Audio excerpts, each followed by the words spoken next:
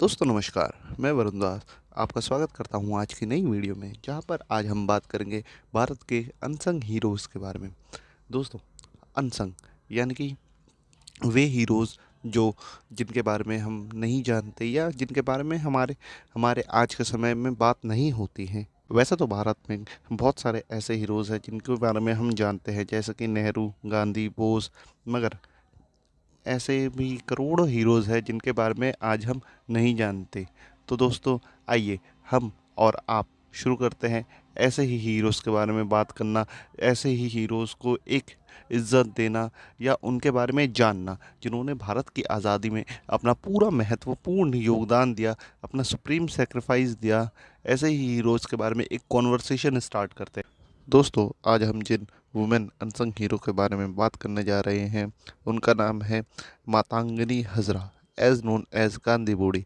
इनका जन्म 19 अक्टूबर 1870 को ईस्ट बंगाल के मेदिनीपुर डिस्ट्रिक्ट में हुआ था और ये बहुत ही ज़्यादा गरीब परिवार से थी।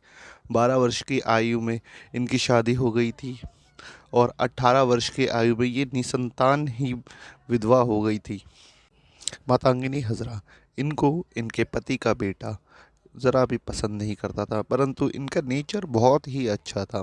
इस वजह से पूरा गांव, पूरा मेदिनीपुर डिस्ट्रिक्ट इनको माँ कहकर पुकारता था। मातंगिनी हज़रा के दिन ऐसे ही गुजरते गए और वो अपने पति के ज़मीन के एक टुकड़े पे एक छोटी सी झोपड़ी बना के रहती थी।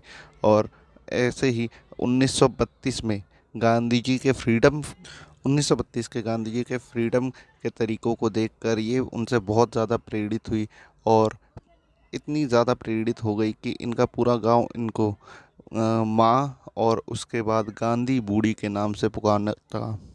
1932 के दौरान जब उनके गांव के आसपास सारे फ्रीडम फाइटर्स इकट्ठे होते थे, तो ये शंखनाद करके उनका प्रोत्साहन करती थी। सन 1935 के दौरान जब बाढ़ आई थी, तो हैज़ा और चेचक की बीमारी से मेदिनीपुर ग्रसित हो गया था।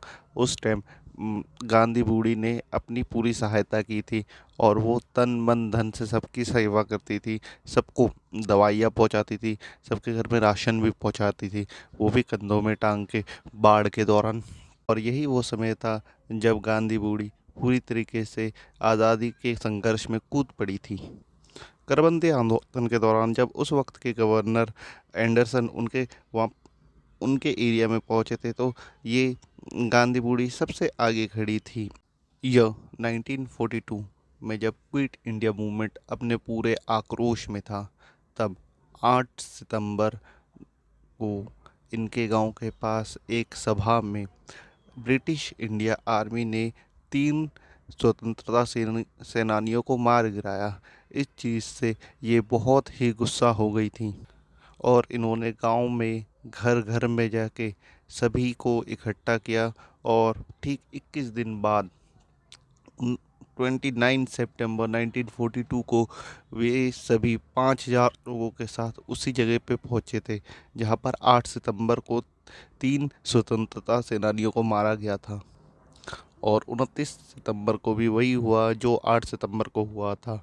ब्रिटिश इंडिया आर्मी ने दोबारा से गन फायर करना शुरू कर दिया और तब मातंगिनी हज़रा एक स्टेज पे खड़ी थी, एक ऊंचे चबूतरे पे खड़ी थी। इनके दाएं हाथ में झंडा था और बाएं हाथ में कुछ भी नहीं था। फर्स्ट गन फायर इनके दाहिने हाथ पे यानी कि राइट हैंड का था और जब इन्होंने देखा कि झंडा गिरने को है, तो झंडा दूसरे हाथ में पकड़ा। दूसरे हाथ में भी गन फायर हुआ। 2 शॉट उनको लग चुके थे, मगर वो तब भी झंडा छोड़ने को रेडी नहीं थी। तीसरा शॉट उनको उनके सिर पर था, हेड शॉट, जो कि आज हम जानते हैं। हेड शॉट उनके सिर पर था और फिर वो गिर पड़ी। उनकी डेथ ऑन द स्पॉट ही हो गई थी। मगर इस इस वजह से वहाँ पर काफ़ी ज़्यादा आक्रोश हो गया। आक्रोश उठ पूरा मेदिनीपुर आक्रोश में आ गया और 10 दिन के अंदर ही अंदर ब्रिटिश इंडिया आर्मी को वहाँ से भगा दिया और अपनी सरकार बनाई। इस सरकार ने 21 महीनों तक अपना काम किया। दोबारा से ब्रिटिश आर्मी ने उस जगह को कब्जे में करता था। फिर 1947 में भारत आज़ाद हुआ। इसके बाद सीधे गांधी बूढ़ी को याद किया इंदिरा गांधी जी ने 1974 में। तब वो मेदिनीपुर गई और वहाँ पर उनकी कहानी सुनी और बहुत ज़्यादा भावुक हो गई। और फिर उन्होंने वहाँ पर मूर्ति बनवाई। मूर्ति बनवाने के बाद उनका अनावरण भी इंदिरा गांधी जी ने स्वयं ही किया था। धन्यवाद दोस्तों।